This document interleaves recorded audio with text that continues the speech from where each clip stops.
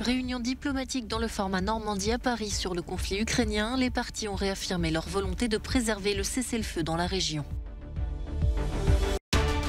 Pas de signe d'apaisement en Ukraine alors que la Russie poursuit ses manœuvres militaires à la frontière.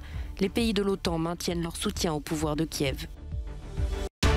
Face à la moindre sévérité du variant Omicron, plusieurs pays décident de lever leurs restrictions. Le Danemark mettra fin à toutes les mesures anti-Covid le 1er février. Un étrange objet tournant a été découvert dans la Voie lactée par une équipe australienne. Il ne ressemble à rien de déjà observé, selon les scientifiques. À Paris, les diplomates russes, ukrainiens, français et allemands se sont rencontrés pour tenter de trouver une issue diplomatique à la crise ukrainienne. C'était la première réunion dans le format dit Normandie depuis décembre 2019. Les discussions visaient à relancer le protocole de paix de Minsk de 2015. L'émissaire ukrainien s'est montré plutôt positif. Les parties ont déclaré ouvertement et sincèrement qu'il existait des différences dans l'interprétation et l'exécution de l'accord de Minsk entre la Russie et l'Ukraine. Mais il existe une volonté de continuer à travailler pour réduire ces différences. L'ambassadeur russe s'est montré plus critique. Il a estimé que le format Normandie ne permettait pas d'avancer sur la résolution du conflit. Nous sommes tous convenus, et c'est une avancée, que tant que subsisteront des interprétations différentes de l'accord de Minsk dans sa mise en œuvre ou dans l'ordre d'exécution des actions spécifiques, le format Normandie ne pourra guère jouer un rôle significatif au sein du groupe de contact trilatéral et contribuer au règlement du conflit dans l'est de l'Ukraine.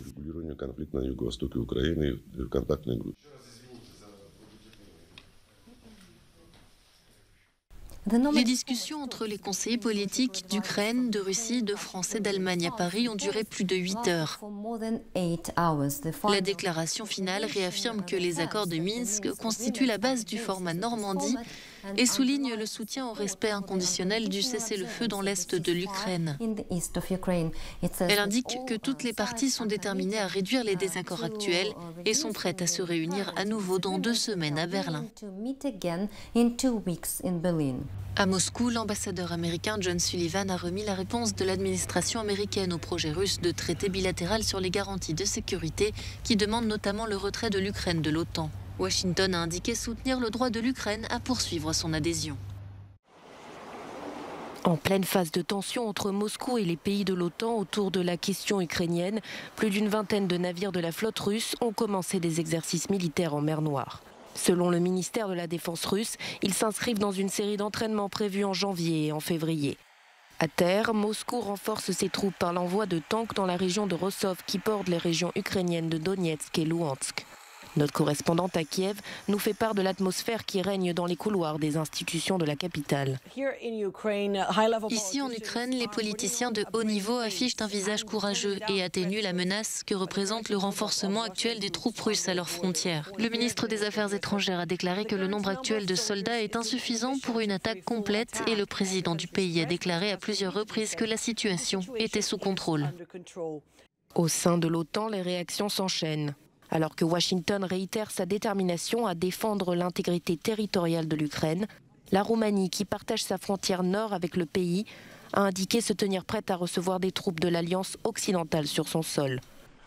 Dans le même temps, malgré des critiques pour son refus de fournir des armes au pouvoir de Kiev, lors d'une rencontre avec son homologue britannique, la ministre allemande de la Défense a défendu la position de son pays qualifiant de soutien très clair la livraison de 5000 casques militaires à un hôpital ukrainien.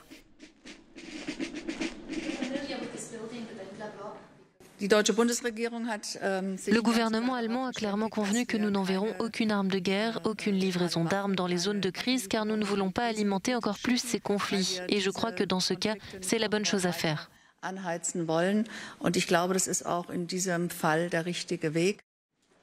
Mais pour Kiev, face à la menace d'une invasion russe, l'envoi de ces casques par l'Allemagne est, je cite, une goutte d'eau dans l'océan. Les Danois devraient bientôt retrouver leur vie d'avant la pandémie de Covid-19. C'est ce qu'a annoncé la Première ministre lors d'une conférence de presse. Malgré un nombre important de nouveaux cas, le gouvernement juge la couverture vaccinale du pays suffisante face à la moindre sévérité du variant Omicron.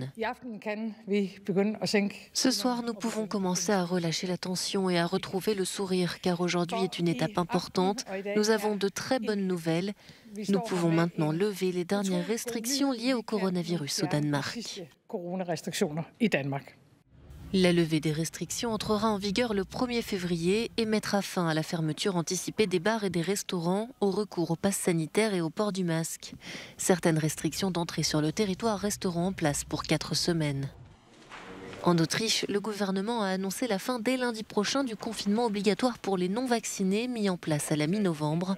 La situation dans les hôpitaux permet de lever cette restriction, a déclaré le ministre de la Santé.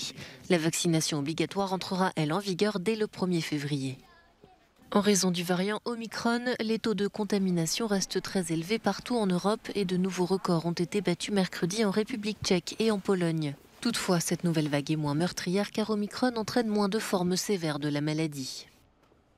Pas question d'abandonner les petits pays. L'Union européenne a saisi l'Organisation mondiale du commerce. Elle accuse la Chine de bloquer les importations en provenance de la Lituanie. Pékin est en conflit avec le petit pays balte pour avoir entretenu des relations diplomatiques avec Taïwan, que la Chine ne reconnaît pas comme un État.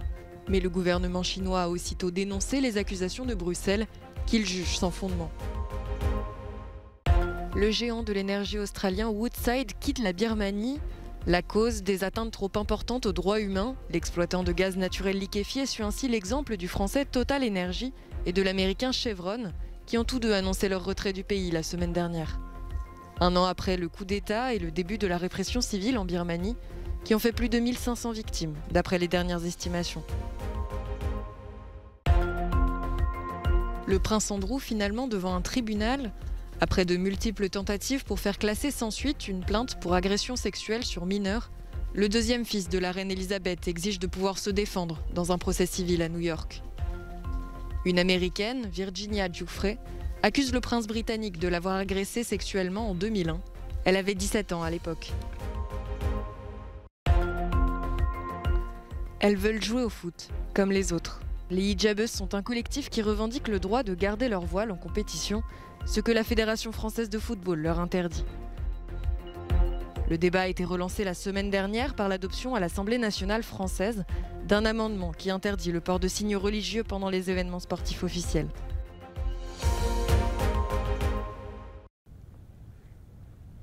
Ce sont les seuls à oser marcher sur cette patinoire géante. Ces canards déambulent sur le plus grand lac d'Europe centrale, le lac Balaton, dans l'ouest de la Hongrie. Il est recouvert par une couche de glace de 4 à 5 cm d'épaisseur, pas suffisamment solide pour supporter le poids d'un humain. Ici, hiver après hiver, on remarque que la couche de glace s'amincit. Je me souviens que pendant l'hiver de 1984 à 1985, nous avions mesuré 42 cm de glace. En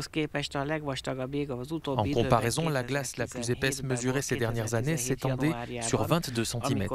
C'était en janvier 2017 et on pouvait marcher dessus en toute sécurité.